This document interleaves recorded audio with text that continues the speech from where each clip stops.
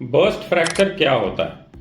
अगर आपको या परिवार में किसी सदस्य को कमर में चोट लगी है और आपका एमआरआई दिखा रहा है कि आपको बर्स्ट फ्रैक्चर है, तो उसका क्या मतलब है? बर्स्ट फ्रैक्चर एक स्पेशल तरह का फ्रैक्चर होता है स्पाइन में, जिसमें कि जो मणका होता है या वर्टिब्रा होता है उसका चूरा चूरा हो जाता है। बर्स्ट फ्रैक्चर एक हाई इंपैक्ट इंजरी है। इसका मतलब यह है कि जोर से कमर में चोट लगने पे ये होता है। इसमें पूरा वर्टिब्रा जो है वो शैटर हो जाता है, मतलब छोटे छोटे बोन के पीसेस बन जाते हैं। ज़्यादातर केसेस में ये भी देखा गया है कि कोई ना कोई टुकड़ा स्पाइनल कॉर्ड को दबाने लगता है। स्पाइनल कॉर्ड मतलब वो पार्ट जहाँ से कि शरीर की नसें जाती हैं। तो बर्स्ट फ्रैक्चर में एक तो कमर में दर्द होता है बहुत भयंकर, दूसरा पैरों में दर्द जा सकता है जिसको रेडिएटिंग पेन कहते हैं, तीसरा पैर में सुन्नपन भारीपन हो सकता है या पैरालिसिस के भी लक्षण हो सकते हैं, और चौथा ब्लैडर बाउल कंट्रोल मतलब यूरिन और मोशन के कंट्रोल में भी दिक्कत हो सकती है। Normally burst fracture of spine का डायग्नोसिस सीटी स्कैन या एमआरआई पे होता है। तो अगर आपका सीटी स्कैन या एमआरआई दिखा रहा है कि बर्स्ट फ्रैक्चर है तो तुरंत अपने डॉक्टर से मिलें।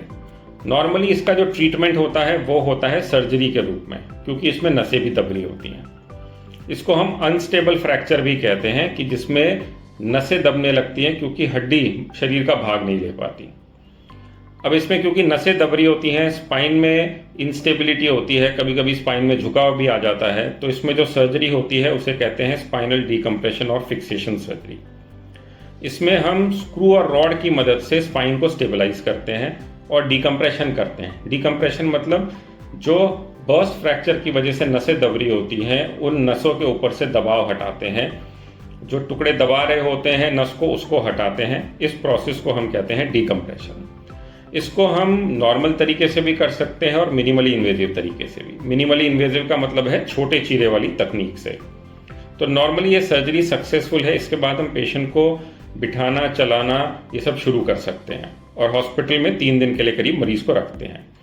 रेयरली कभी ऐसा भी होता है कि एक स्टेबल फ्रैक्चर हो और नस ना दबरी हो, पैरालिसिस ना हो। उस सिचुएशन में हम पेशेंट को बेड रेस्ट पे रखते हैं कुछ महीनों के लिए। उससे भी हड्डी धीरे धीरे अपनी जगह पे जमने लगती है और फिर हम पेशेंट को चला सकते हैं। बट नॉर्मली एक लंबा प्रोसेस होता है 3 से 6 महीने का। और अक्सर ये देखा जाता है कि जब हम बेड रेस्ट पे रहने को बोलते हैं पेशेंट को, तो पेशेंट किसी ना किसी दिन बाथरूम तक जाने की कोशिश करता है और उसी में नसें दब जाती हैं और पैरालिसिस हो जाता है। तो अगर आपको बर्स्ट फ्रैक्चर हुआ है तो घबराइए मत, अपने डॉक्टर से मिलें और जो भी इसका बेस्ट पॉसिबल ट्रीटमेंट है आपके डॉक्टर आपको बताएंगे। Thank you.